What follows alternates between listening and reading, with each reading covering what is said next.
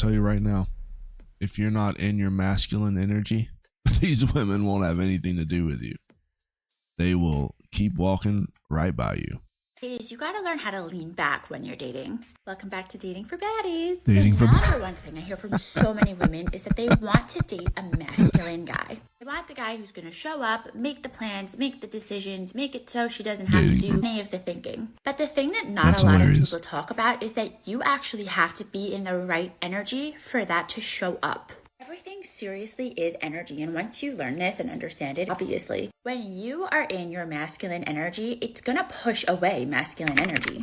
I can tell you this firsthand because I used to be so in my masculine, and all I attracted were men who were super feminine. I tell you guys this all the time. I used to date these emotionally unavailable men who were so inconsistent. I never got my needs met. I never felt fulfilled. Because I dated guys like that, I was constantly anxious. I was such a chaser, and I was always doing the absolute most to try to make these connections work or try to get a guy to stay or to like me, whatever it was. And that's just so exhausting. It is such a drain of your energy. And the thing that you probably believe subconsciously is that if I don't do these things, if I don't plan the date, if I don't initiate, if I don't chase after him, if I don't do the most for him, he's gonna leave. He's not gonna like me. I'm gonna feel rejected. I'm gonna feel abandoned. I'm gonna feel not good enough.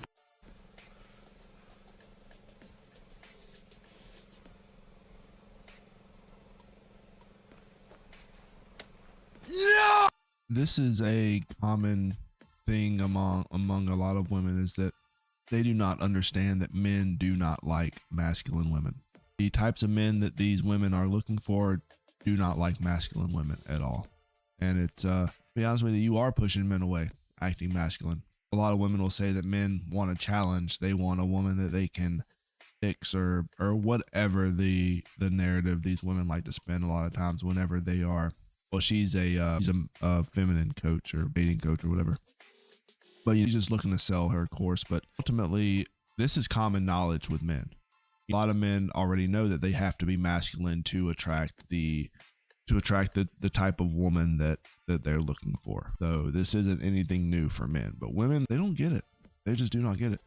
A lot of these women will actually choose to be masculine, choose to date some of these beta type men, and then get mad because these betas are not doing what they want them to do. Well, they're not going to do that. They're basically a lapdog. They're there to follow you around. A man needs to be in control of a lot of things in his life. For first thing, he needs to be in control of his household. Whatever that is, he needs to be in 100% control of his household. There is not a household around that has a man living in it that is not under complete chaos when it is controlled by a woman. That is just the way life works. And that's just my opinion. Obviously, some of you guys might think differently. I think that a man should have 100% complete control of his household. He should have 100% complete control of his family. That is something else. Now, I'm not talking about control as restrictions, like a prison or anything. Obviously not. But you need to know what's going on in your family at all times. You need to be in control of the finances. You need to be in control of the activities, the planning. You need to be in control of all of that type of stuff. That is just a personal belief that I have. If you are trying to have that more traditional type family, and obviously this is after you find a traditional woman, but as you've seen in a lot of the videos I posted, traditional women aren't really around nowadays. So especially not in the United States, you will have to travel abroad to possibly find someone that'll match that description for you. But here in the States, you're not going to find a traditional woman easily. Now, there's always a small chance, absolutely, I've said that in the past, that yeah, you can find one, sure. You're lucky, play your cards right, maybe a million shot, 1 in a billion shot, I guess. But right now, I don't see it happening. And it's just still hilarious to me that these women are just now realizing that they need to stop acting like men. Can you imagine?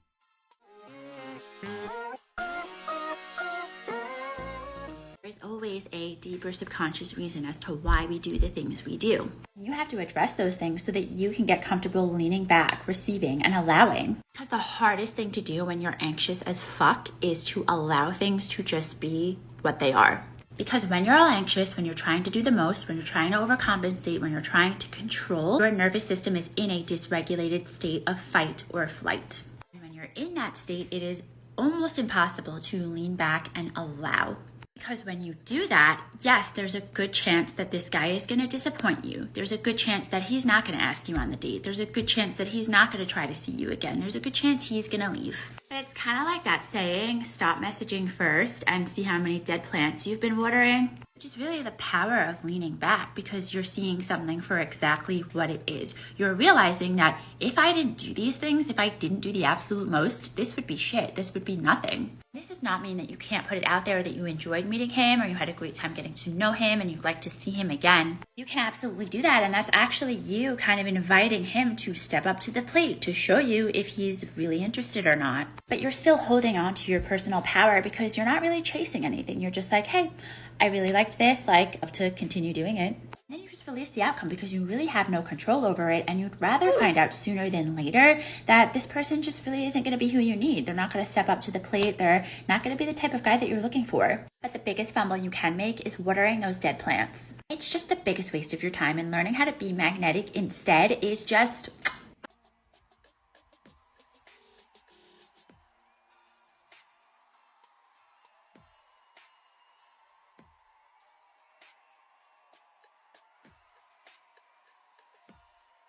Women talk a lot about what men offer them, but what are these women offering?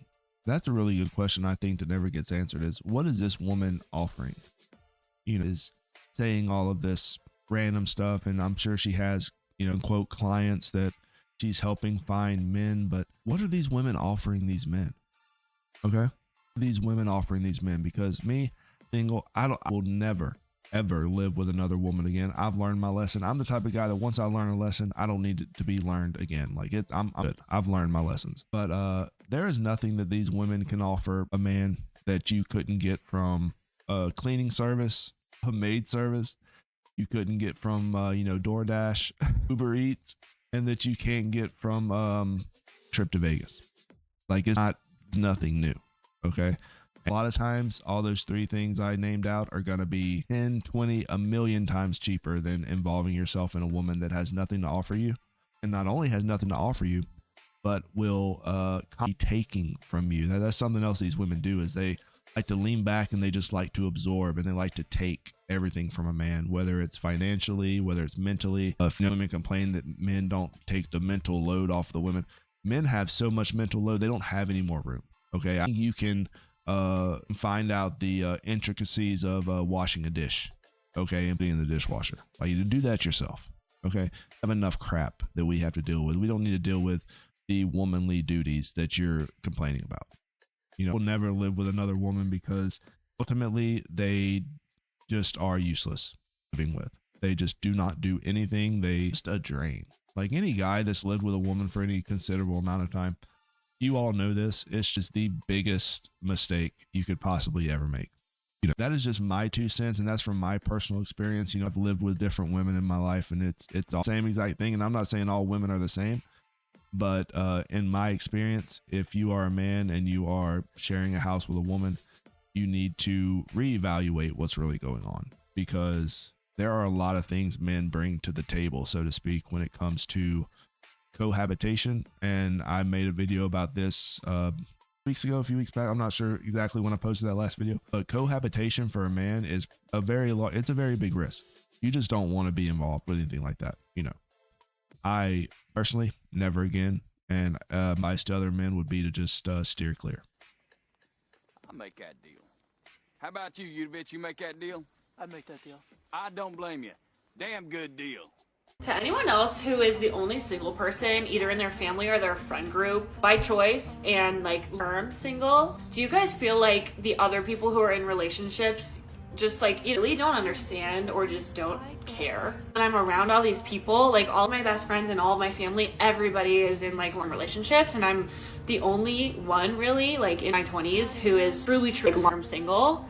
And it can be really fucking lonely sometimes. And not that I'm after sympathy or treatment or anything like that, but it's just when you're at an event or a trip or a group setting and you're the only person that's single, it's more evident that every single other person there has they are someone else's number one priority, and I am no one else's number one priority.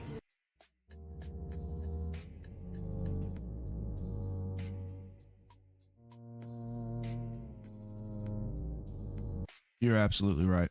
And she was 100% right at the beginning of her clip. She said that nobody cares in her family about her being single. Nobody cares. It is not their problem that you're single. Obviously, a lot of these people in your family probably know that you're just insufferable, that you're just a pain in the to be around, and so they just don't even want to bother hooking you up with anybody they know because they just know it's going to be a train wreck. That happens a lot more than you would think. A lot of these women are surrounded by families and friends and stuff, and they will still complain about being alone because they're single. These women they cannot be single. Okay, they have to seek the validation, and if they don't get it, then you see videos like this where the complaining, the whining, and it's all just the same old what I have coined the term validation dog whistling, where she will post these videos and then you have the comments flooded with men. I'm single. I'm single too. I just got out of a relationship. Let's meet. And then her DMs will be flooded because TikTok redirects to her Instagram. Her Instagram DMs get flooded, and it's rinse and repeat for these women. Why she's single? Who knows? I have my own assumptions. Women like this are just a pain to be around.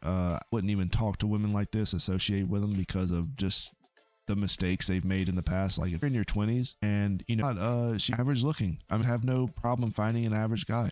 But these women do not want average guys. They want the top tier dudes. They want the dudes that they see on TV, the dudes that she's on Instagram, on social media. They think they deserve these top tier dudes.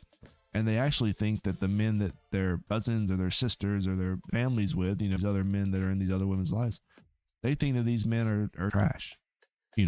They constantly talk trash about these men while she's single. Let's continue. You know what I mean? Like, the only person who has me as number one is myself.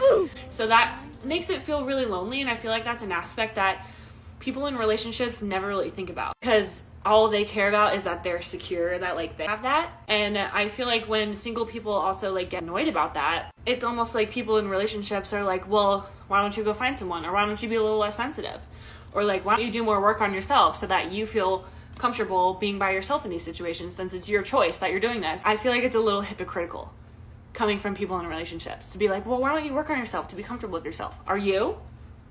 It's a hard to do, and like, I'm the only one that's doing it. I don't even know what I'm saying anymore. It's just frustrating. So if you're single and you've been single long term and you're constantly around people that are in relationships, like, how do you go about that?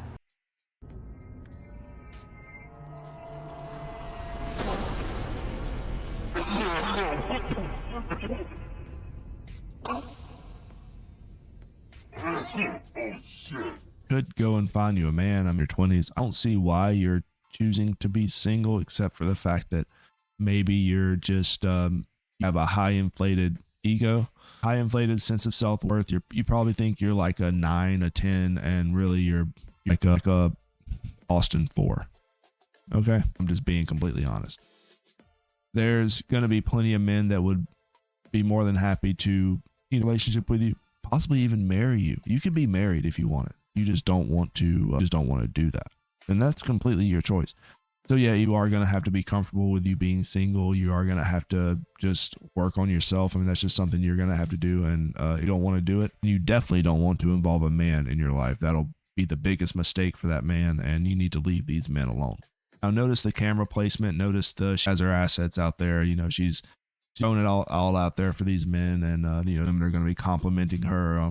Keeps playing with her hair. There's a lot of signs you have to look into these videos, and then you look into the comments and you notice that all the points have a line, and it is definitely all on purpose. The validation dog whistling does not stop with, it doesn't stop with just relationships, with complaining. It can be about anything. It can be about careers. It can be about family troubles. It can be about a dog that's passed. It can be about anything. The only thing that matters on TikTok and on a lot of social media is validation to these women. That's it. And even if she were to get a relationship, even if she were to find her dream guy, okay, somebody could find the man of her dreams, on the 6'4", bro, he's got all the money, he's driving the Bugatti, top tier dude.